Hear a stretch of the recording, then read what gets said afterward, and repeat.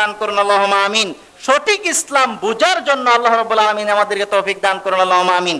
সর্বশেষ যেটা আমরা বলবো, এই রমাদান আমাদেরকে শিক্ষা দিয়েছেন যে কোরআন ও সুন্নাহর যথাযথ অনুশীলন। রমাদান আমাদেরকে এটা শিক্ষা দেন নাই? এই জন্য কোরআন ও সুন্নাহর যথাযথ অনুসরণ করতে হবে। আপনি আমাকে রমাদানকে এই শিক্ষা গ্রহণ করে দেখেন। রমাদানে আমরা সেহারি খেয়েছি, আর রমাদানে আমরা ইফতার খাচ্ছি প্রত্যেক দিন। তো রমাদানে আমরা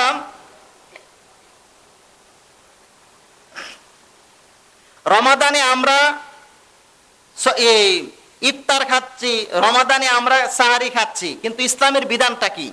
সাহারি এবং ইফতারের ব্যাপারে ইসলামের বিধান আপনারা অনেক শুনেছেন, কিন্তু শেষ বেশ শুনে যান আরেক বছরের জন্য, যাতে না বলেন। সাহারির ব্যাপারে রাসূল সাল্লাল্লাহু আলাইহি ওয়াসাল্লামের আমল ছিল, সাহাবীদের আমল ছিল যে ওনারা সাহারি খেতেন এমন সময়ে যে ফজরের সালাত আর সাহারির মাঝে শুধু 50 থেকে 60 আয়াত তেলাওয়াতের মতো এইটুকু সময় থাকতো, অর্থাৎ শেষ সময়ে সাহারি খেতেন। সাহারি খেয়ে নবীজি মসজিদে গিয়ে ফজরের সালাত জামাতে আদায় করতেন। কিন্তু আমরা সাহারি খাই আপনার 2টা 2:30টার পরেই, ঘুমায় আর থাকা যায় না।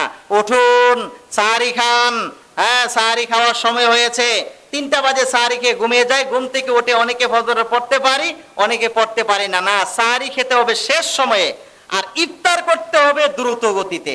ইফতারের বিষয়ে রাসূল সাল্লাল্লাহু আলাইহি সাল্লাম বলছেন যে লা ইয়াজালুন নাসু বিখাইরিম মাহাজ্জিলুল ফিতরা, মানুষ ততদিন পর্যন্ত কল্যাণে থাকবে যতদিন পর্যন্ত দ্রুত ইফতার করবে। ইফতার তাড়াতাড়ি করলে আপনি কল্যাণে থাকবেন।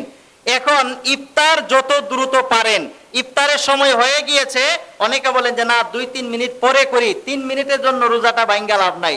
না, 1 মিনিট, আপনি 3 মিনিট কেন, 1 সেকেন্ডও আপনার দেরি করা যাবে না। সূর্য ডোবার সাথে সাথে ইফতার করতে হবে।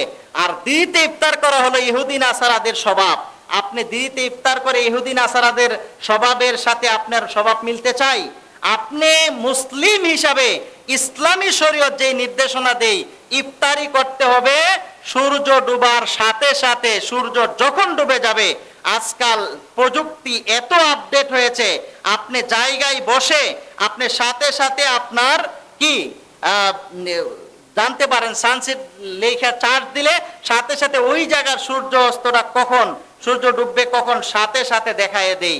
তাহলে ক্যালেন্ডার বের হয়েছে, সবকিছু বের হয়েছে, তারপরেও আমরা আজকে মনে করতেছি না আরো 2-3 মিনিট পরে আমরা ইফতারের বিষয়টা আমরা করব, দেখবো না। সময় হওয়ার সাথে সাথে ইফতার করার চেষ্টা করবেন। আল্লাহ সুবহানাহু ওয়া তাআলা আমাদেরকে তৌফিক দান করুন, আল্লাহুম্মা আমিন। আল্লাহ সুবহানাহু ওয়া তাআলা আমাদেরকে দ্বীন ইসলাম বুঝে আমল করার তৌফিক দান করুন, আল্লাহুম্মা আমিন। তো এখানে একবার জানতে চান সাদাকাতুল ফিতর সম্পর্কে কখন দিব, এটা তো বললাম। সাদকাতুল ফিতর আমরা দেওয়ার সময়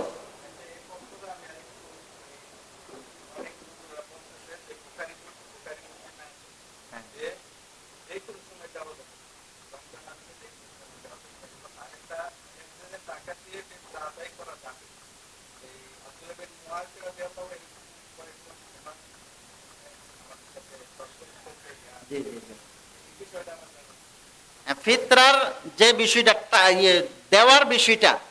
দেওয়ার বিষয়ে রমাদান ঢুকলেই দিতে হবে এইরকম কোন রেওয়ায়াত নেই। কারণ ফিতরাটা দিবেন কিসের জন্য এটা আমি বলে দিছি, যে ফিতরা দেওয়াই হবে যে আপনি যখন সিয়াম রাখলেন, এই কাজ রাখার দ্বারা আপনার যে ভুল ত্রুটি হয়েছে সেইটার ঘাটতি পূরণের জন্য হাদিসে স্পষ্ট উল্লেখ আছে। এই জন্য ফিতরা রমাদানের শেষ দিকে দিতে হবে, ঈদের সালাতের আগে। ঈদের পরে দিলে আবার ফিতরা আদায় হবে না। এটা হলো আর মানে ফিতরা দেওয়ার সময়টা যে শেষের দিকে দিবেন। রমাদান ঢুকলে আপনি দিয়ে দিলেন, রোজাই রাখলেন না, তাহলে আপনার ভুল ভ্রান্তির আগে কি আপনি ভুল করেন না করেন এটার কোনো শিউর আছে? এই জন্য এটার উত্তম সময় হলো শেষের দিকে, রমাদানের শেষে, একদম শেষে ফিতরা দেওয়া। এ ব্যাপারে অনেক উলামায়ে কেরামের মতামত আছে, তবে মানে এই ব্যাপারে একমত আছে যে শেষের দিকে দেওয়া। আর ওই যে পরের যে কথাটা বললেন যে টাকা দিয়ে দেওয়া, এই বিষয়ে যথেষ্ট ইখতিলাফ আছে। এই বিষয়ে কেউ বলছেন যে টাকা দিয়ে দেওয়া যাবে, কেউ বলছেন দেওয়া যাবে না। এই জন্য আমি এই ক্ষেত্রে বিতর্ক না জড়িয়ে আপনি আমার ক্ষেত্রে উত্তম হবে যে আমরা যেহেতু হাদিসে খাদ্যদ্রব্যের কথা পেয়েছি, হাদিসে যেহেতু খাদ্যদ্রব্যের কথা আছে, হুবহু হাদিসের অনুসরণ করে আমরা খাদ্যদ্রব্য দিব, এটাই উত্তম। টাকা দিয়ে দিলে যে কারো ফিতরা নষ্ট হয়ে যাবে, এই ফতোয়া আমি দিচ্ছি না, কারণ এই ফতোয়া দেওয়া আমার মতো ছোট আলেমের জন্য উচিত না। ঠিক আছে? তো এই বিষয়ে যথেষ্ট ইখতিলাফ বা মতানৈক্য আছে, বহু মানুষ এই নিয়ে মতভেদ করেছেন। আর যারা টাকা দিয়ে দেয় তাদেরকে যদি আপনি 1000 দলিলও দেন তবু তারা চাল দিয়ে নিবে না। আর যারা চাল দিয়ে দেয় কোরআন সুন্নাহ অনুসারী, তাদেরকে মানে ওইটা বুঝাইলে কাজ হবে না। এই জন্য যে যেইটা বুঝেছেন সে সেইটার উপরে আমল করার চেষ্টা করেন। এই নিয়ে বিতর্ক বা বিভিন্ন তর্ক বিতর্কে লিপ্ত হওয়ার চেষ্টা করবেন না। ইমাম সাহেব রব্বানা লাকাল হামদ বলতে হবে কিনা? সামি আল্লাহু লিমান হামিদা বলার পরে রব্বানা লাকাল হামদ বলবে।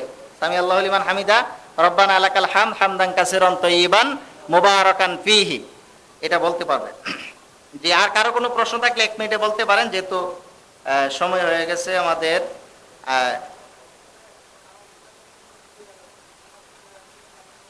যে হারানো টাকার বিষয়ে আমরা একটা ভুল ধারণা আমাদের, টাকা হারাইলেই বলে যে ভাই এই মসজিদে দিয়ে দে 10টা টাকা। কার টাকা আপনি মসজিদে দিলেন? এই ক্ষেত্রে মাসালা হলো, যদি কোনো টাকা পরে থাকে, যদি আপনি এইটাকে উঠাবেন না, প্রথম কথা হলো যদি উঠান তাহলে আপনাকে খুঁজ করতে হবে যে এই টাকাটা কার, কার হারা গেছে বা মালিককে। অনেক খোঁজাখুঁজি পরে যদি না পাওয়া যায় তাহলে আপনি ওই ব্যক্তির নামে দান করে দিবেন, আপনার নিজের নামে না। যদি খুঁজে না পাওয়া যায়, প্রথম অবস্থায় টাকা পাইলে আপনি দান করে দিলেন, এটা হলো না। আর হয়তো ওই লোককে খুঁজতে পারে অথবা আসতে পারে, এই জন্য হ্যাঁ হ্যাঁ, তাইলে মানে যখন না পাওয়া যাবে তখন আপনি ওই ব্যক্তির নামে দান করে দিবেন, তাইলে ওই সব পেয়ে যাবেন। হ্যাঁ, পরবর্তীতে দিতে পারবেন তালাশ করার পরে। তো এই বলে আমার আলোচনা শেষ করছি। আকুলু কওলি হাযা আস্তাগফিরুল্লাহ লি ওয়া লাকুম ওয়া লিসাইরিল মুসলিমিন। আসসালামু আলাইকুম ওয়া রাহমাতুল্লাহি ওয়া বারাকাতুহু।